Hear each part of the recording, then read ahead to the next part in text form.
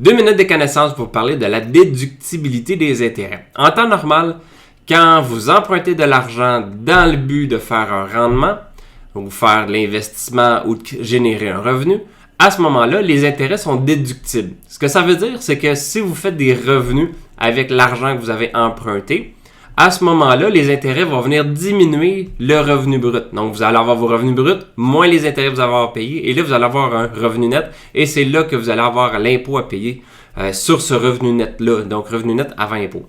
Donc, ces intérêts-là sont déductibles. Par contre, ce n'est pas le cas dans certaines situations, comme par exemple si c'est un prêt REER, un prêt CELI. Ce qui veut dire que vous voulez faire un prêt, vous prenez les liquidités pour faire une cotisation à votre REER ou à votre CELI.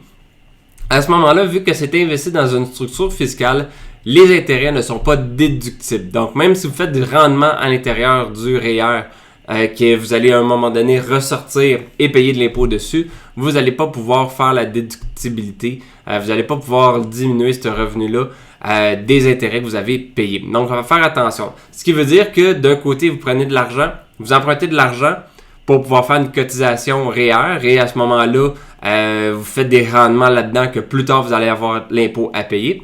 Et d'un côté, vous avez les intérêts que vous devez payer. Donc, si on fait un chiffre simple, là, si c'est 100$ par année que vous payez en intérêt, ben pour être capable de payer ce 100$-là, vous allez devoir générer pour au moins, mais je veux dire, en gros, au maximum 200$ de revenus. Parce que le taux d'imposition maximum, c'est 53$, là, mais maintenant, on arrondit à 50$.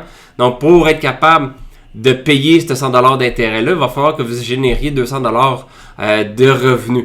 Donc, faire attention parce que à cause de ça, si vous avez d'un côté un 4% de rendement puis que vous faites même pas du 4% ou même pas du 8% de rendement dans votre REER, ben à ce moment-là, vous perdez de l'argent. Le temps que vous payez de l'intérêt. Donc, faites attention avec ça. Pour vous assurer de faire plus de rendement réel que ce que ça vous coûte.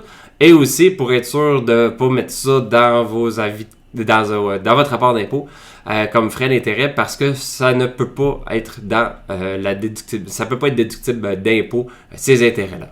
Bonne journée et bon enregistrement.